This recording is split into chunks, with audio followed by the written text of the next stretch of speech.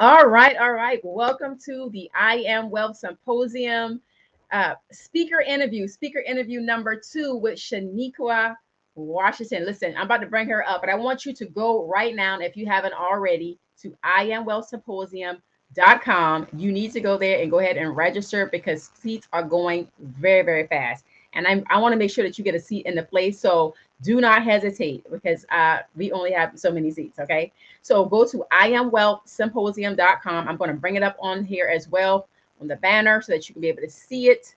And I'm going to bring Shaniequa up. She is backstage, and I'm going to go ahead and do her introduction so you know who she is. Welcome, Shaniequa. How are you? I am well. I hope everyone has had an amazing Wednesday.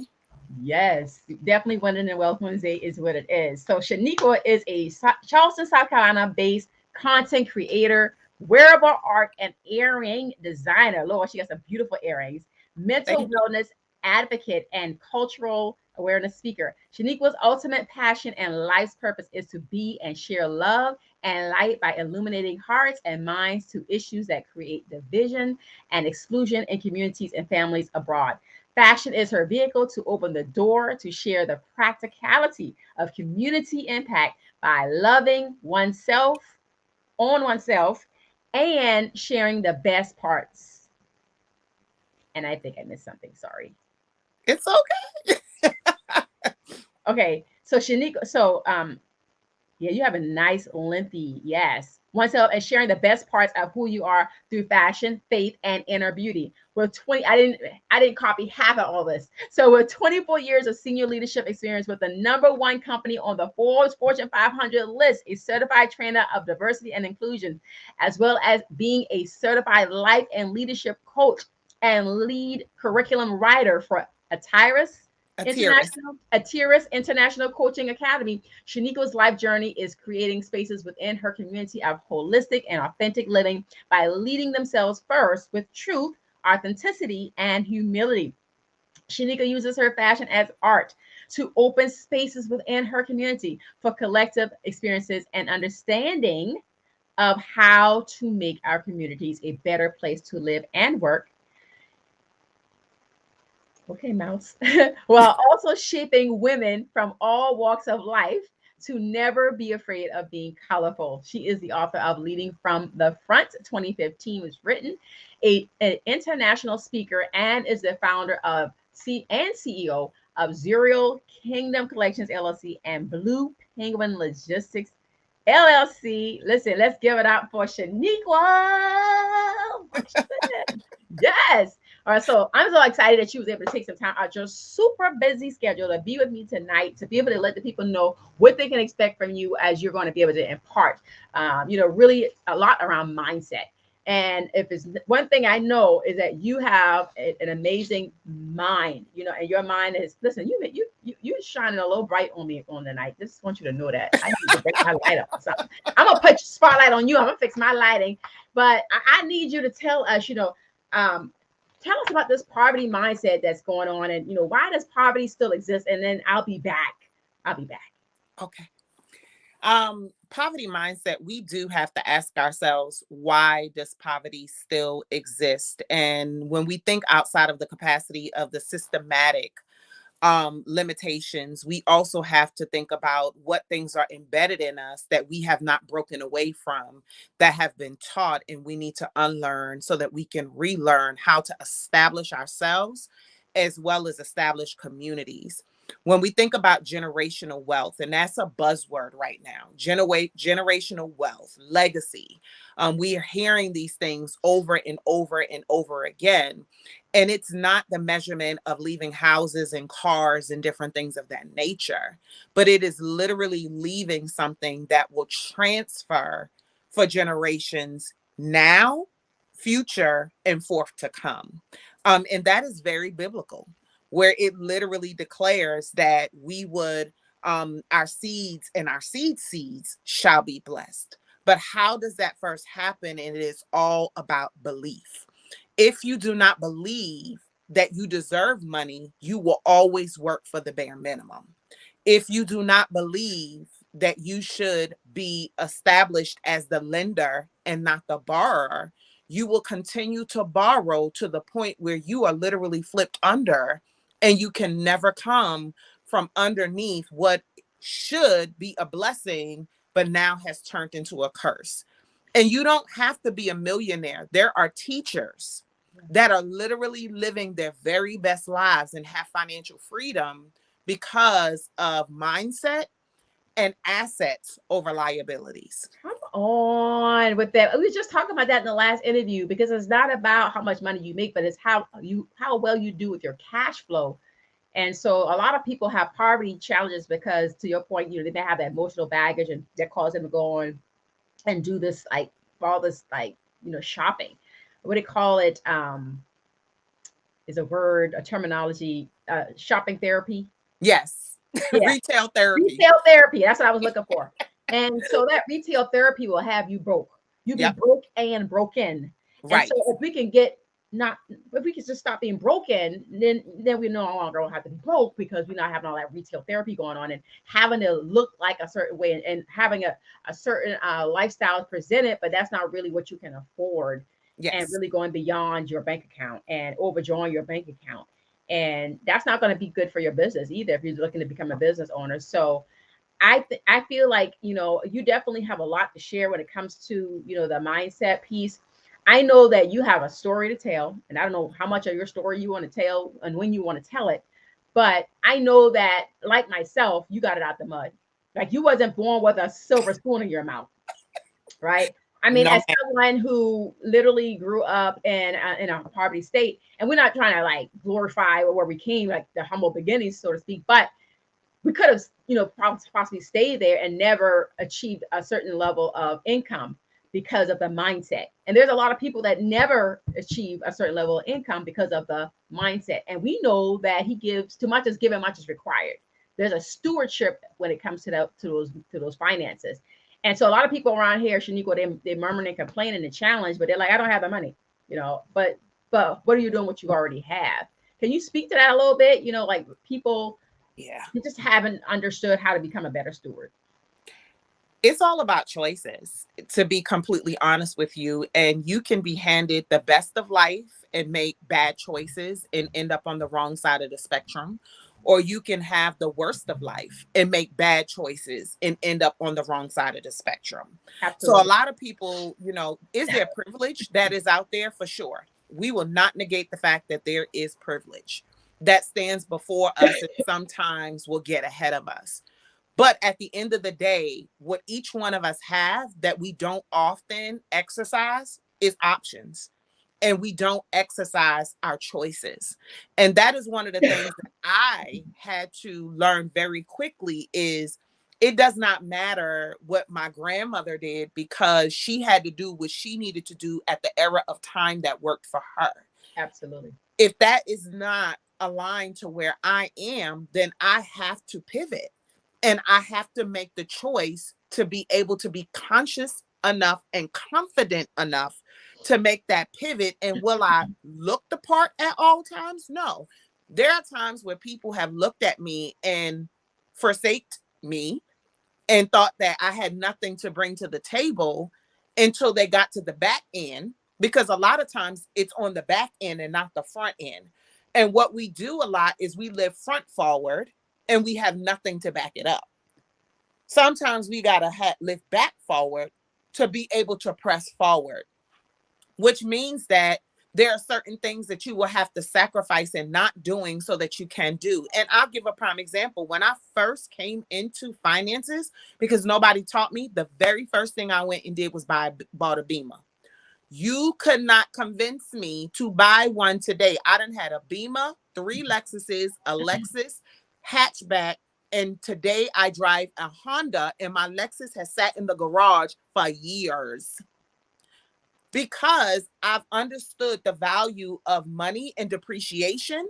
And we will spend that $60K and it will be worth $10K the moment that we turn the key and drive off the lot.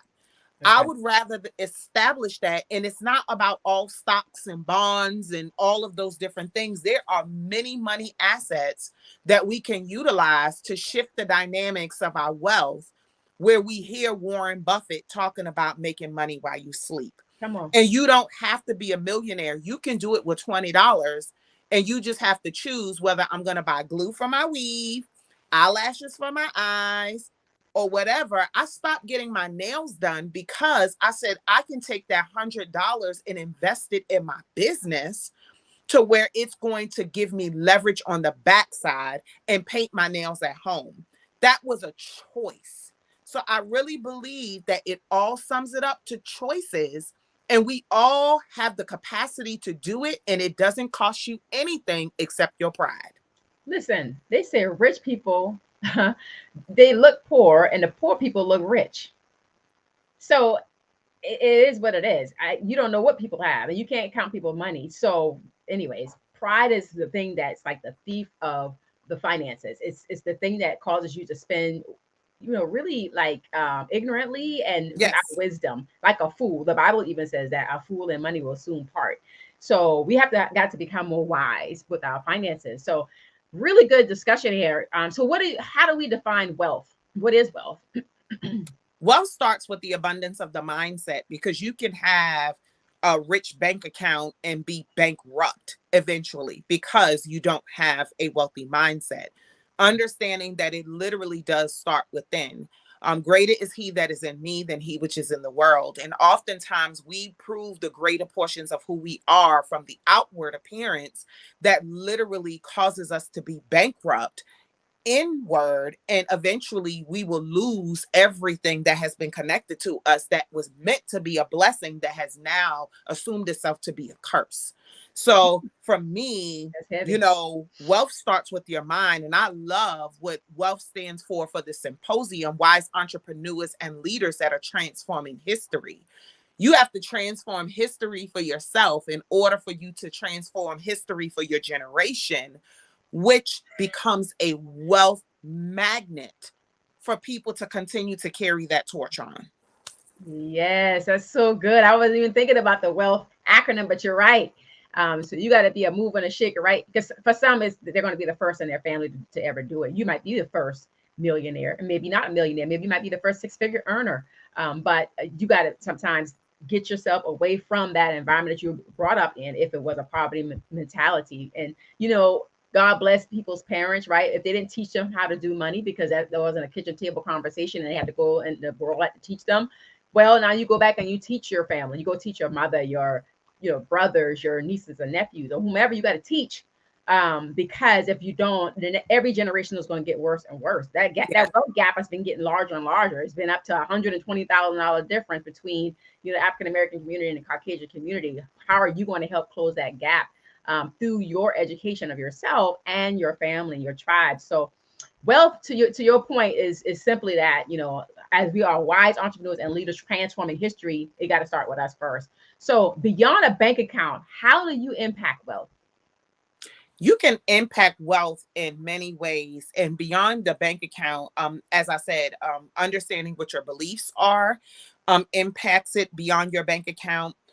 Understanding how you serve your community impacts it beyond your bank account. There are things that have impacted me beyond my bank account that money can't purchase. That's right. And those are some of the things that we fail to realize, which I call favor in my life. Yes. But those are things that will impact your life beyond your bank account, because some things money can't buy.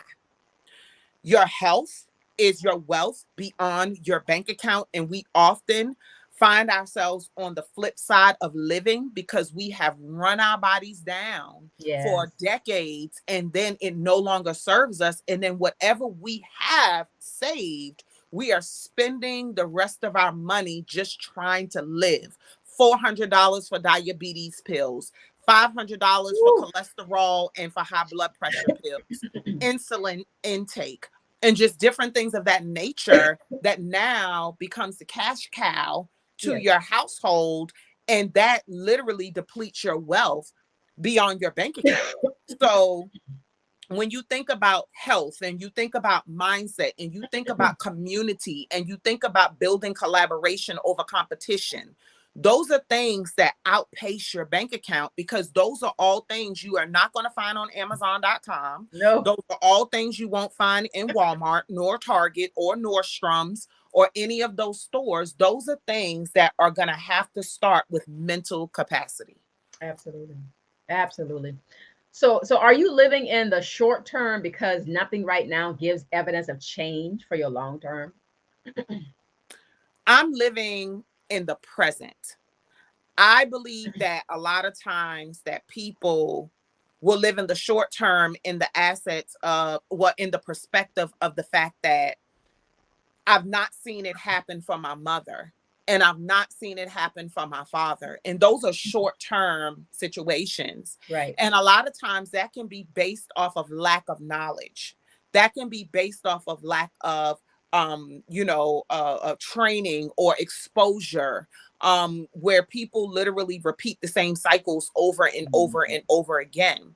But the power of being present means that I acknowledge where I am, but I've made a conscious decision that I don't have to stay here, that I do have the capacity to shift this forward, but I have to be in my present and not be stuck in what did not work in those short-term cycles, realizing I have a whole life ahead of me.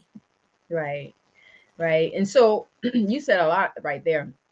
But if you had to call out three wealthy professions, what would they be? Three wealthy And why? professions. I would say three wealthy professions that I would say is if you have a service-based business. And let me tell you why. We do not honor our intellectual property. Yeah. When you have lived through a thing, there is not a single thing that can place more value on what you can give by navigating a person through an experience, because information without application leads to frustration. And we have a lot of people Yes. that know stuff but don't know what to do with what they know. And when you have the ability to actually create a path, I think about Harriet Tubman and her being the North Star to so many people that changed the trajectory of history that we are still living off of today. It was her intellectual property. She did not have a degree. She wasn't working on nobody's job. It was what she knew and how she can give that back to her community that literally pulled them in a different direction. Yes. So that's number one. Number two, I would definitely say an area for you to be successful as far as a profession is in finances. Um, I think that we sometimes become afraid of finances, simply because of the fact that we have not had a good relationship with money, and therefore it becomes inferior to us. But if we were to operate in that realm, and I'm seeing so many more women, and especially Black women, leverage those spaces that are literally changing the dynamics in the areas of real estate, that's changing the dynamics in relationship of the tech spaces, that's changing the dynamics even in the social media outlets as being content creators. So being able to leverage, intellectual property, leverage finances, I believe that those things are most certainly game changers. And then I believe the next best profession, in my opinion, is in the area of medicine. There are so many things. I want you to think about it, Shatika. We get commercials that says, take this cholesterol pill and it will heal your cholesterol, but your eyeball gonna fall out, your leg gonna be in the toilet, you're gonna have headaches, you're gonna hemorrhage, you're gonna bleed internally. Like all of these side effects that go on. And what happens is you mix this medicine with this medicine, and now you have a chemical explosion on the inside of your body. Mm-hmm. And then now you become dependent upon medication. And if we have more of us in the pharmaceutical areas and understanding how that affects our communities, we can educate from a place of not making profit off of people, because some of these pills cost 97 cents, but they yet while selling them to us for $200 and $300, and it's making us sicker, not better. So I believe that those are areas that we have not yet really tapped into. Finances, we haven't tapped into. The medical spaces. One of the things I remember about our grandmothers and our great grandmothers, they were very medicinal women. They knew how to heal their bodies. They knew how to get well before hospitals and all of those things came about. And I think we need to get back to those foundations. Eating live foods. Yeah. Everything else is going to kill you. Yeah. So if it's not something that came out of the earth, you need to try to figure that out. Right. And then drink more water. For sure. Listen, I keep seeing everybody say, I'm drinking my water, minding my business. So they know what to do. All right. So tell me, you have something here. It says, am I fearful of my finances and feel anxious just thinking about it? Somebody, I guess, may be feeling anxious about their finances. What do you tell them? A lot of times people shift that mind? They're afraid to look at their bank account. One of the things that I do every single day is I look at my finances and I see where I am. And then I also understand where I need to pivot, what I did in excess, how I need to reshape it, what I'm doing with it. And because we are always living in overdraft, we are afraid to look at our finances because we are always used to seeing red. My gosh. And we got to learn how to look at it so that we can stay in the black, so that we can get on the other side of that pendulum. Whew, you said a lot tonight. I think I have one more question for you. And then I think that's going to be it for tonight, unless you have anything else you want to add. I think we didn't hit on poverty. We didn't hit on what defines poverty. We talked a lot about wealth, but we didn't really define what poverty means. I'm going to say this one for you. Come to the symposium and we're going to talk about poverty. I think we talked about a lot tonight. And even as to, if you were to ask yourself the question, why should I come to this wealth symposium? My question would be, why not?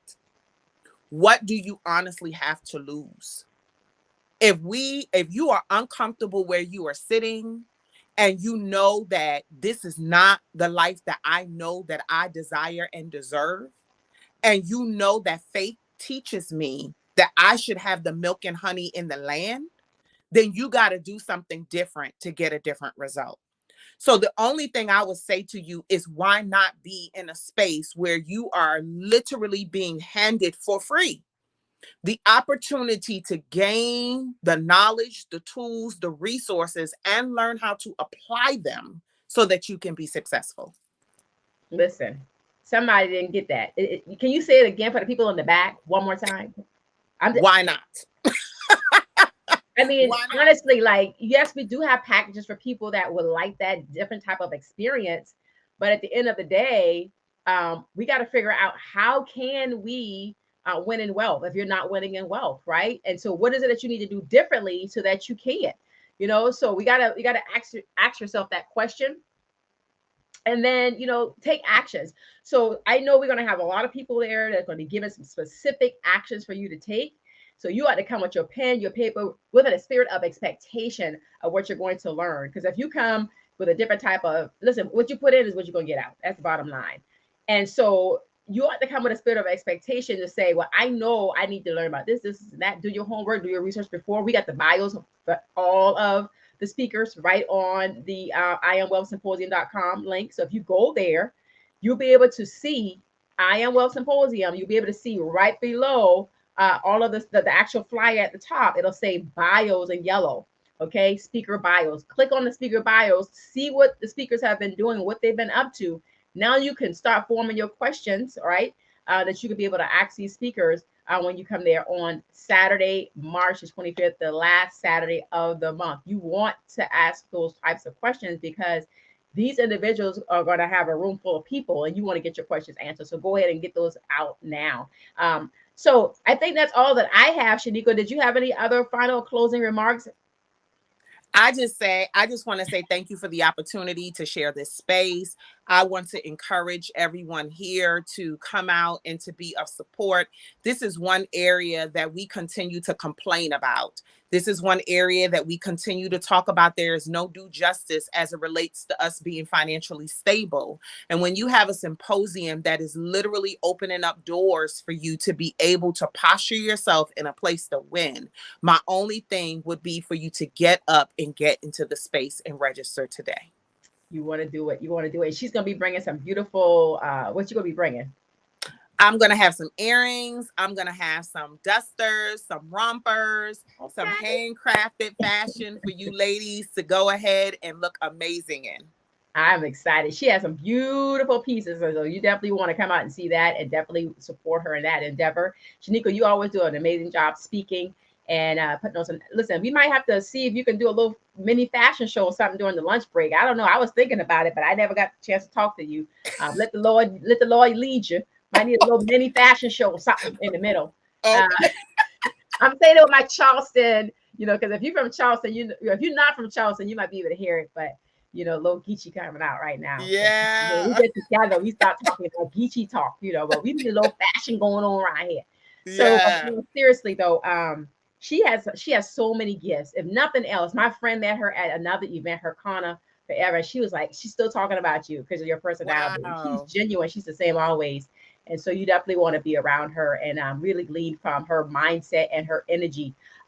Is very positive, and she's a builder of women. She's all about community, and that's why we gel. Because listen, there's no competition. It really is collaboration. So we want to make sure that you're in the room with women and men. Let me just say Yes. that men are you're welcome, men. Yes, we Yes. have all women speakers, but men, you're more than welcome because guess what? Wealth doesn't have a gender. That's right. It doesn't have a gender. So That's we right. need you to come out and win in wealth with us and bring your brothers and your uncles and your nephews and your boos and boazes. Bring them, okay? So that we can all, get this knowledge, take some notes, collaborate, network, Yes. gain some strategic partnerships. Every time I go to these meetings, I meet with other people of like mind, and I have forged some amazing lifelong relationships from these different symposiums and conferences that I've been at. So come with that expectation in mind when you come, and we're just going to have a great time. So that's all I have. I think we're out of time. And we want to see you there. So go register at iamwealthsymposium.com while tickets are available. We have a couple speakers next week and another speaker the following week, and then we're done. And listen, the seat's going to be gone because they're already starting to pick up, and you don't want to be left not with a seat in the building. So go ahead and That's right. register today. All right. So that's all we have. We'll see you at the top. God bless you. Yes. Have a good night, everyone.